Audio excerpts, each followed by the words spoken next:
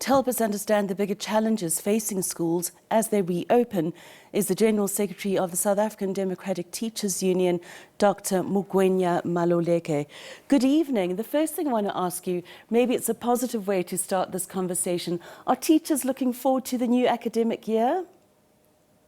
Good evening to you and to your viewers at home. Indeed, the teachers are looking forward to be rejoined with their students because you know that the relationship that we enjoy with our students is not transactional, it's quite relational. It's a bonding that we have with our students. So yes, we're looking forward. Now, there are concerns, as we heard in the package before, that many classrooms may still be without the basics like textbooks, stationery and other learning and teaching support materials, and those haven't reached the schools yet. How widespread is that problem? Well, it's affecting all the provinces so far. I would have thought that some of the provinces would not be affected by the time we were reconciling this evening. It was very clear that all provinces might have some problems. Of course, the degree of the shortages will differ from one province to the other. Rural provinces would be mostly affected, in particular your Free State, Limpopo, as well as in Gauteng. In Gauteng, you will be experiencing issues of placing the grade 8 learners as well as 1 learners. That is where the situation is. And then the Western Cape says that 96% they have covered. And though we know that all learners have got to be able to be admitted, we will then be watching closely and monitoring so that we are able to ensure that we assist wherever we can to ensure that on day one our students are able to receive. So it's widespread. We have got 9 provinces, and none of them can say 100% that they have been able to prepare in terms of the 10 areas that are for a school to start.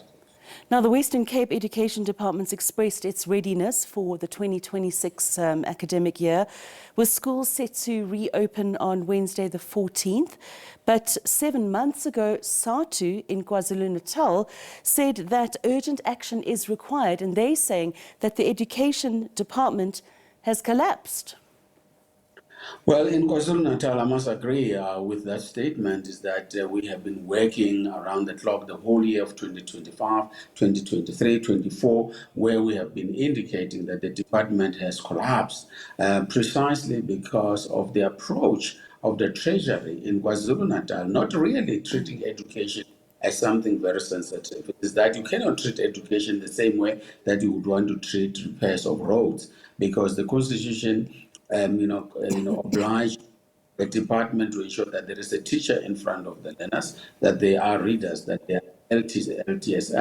But then they are not providing the teachers in the schools with the necessary resources that are in terms of the law, what we call norms and standards, which are not being given. So it's a reality. Indeed, we have to take the department to court to compel the department to comply with all the policies as well as the norms and standards. But in particular, the Treasury is not treating education as a priority, and you cannot want to treat it the same way that we treat the service, because it's very different. When a teacher is not at school, that teacher needs to be replaced. I just want to go back to the Western Cape with the Education Department there saying that state of readiness, ready to rock and roll on January the 14th.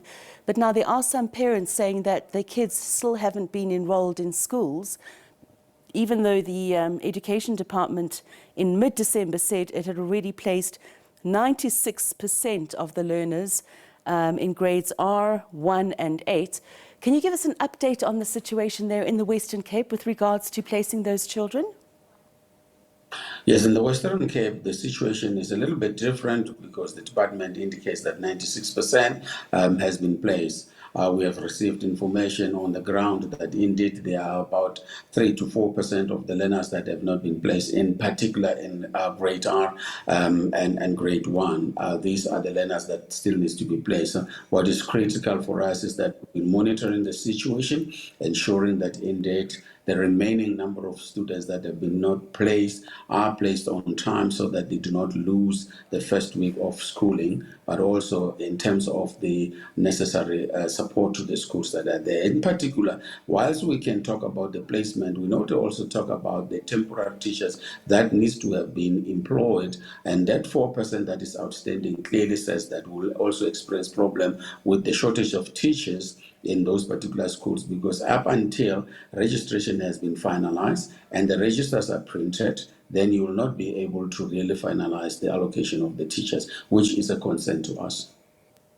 And lastly, of course, you're going to be busying yourselves right now, as I understand, with court action. But what are some of the other key issues that SATU is facing as we go into the new academic year? One of the critical areas that we are facing is the issue of the language policy.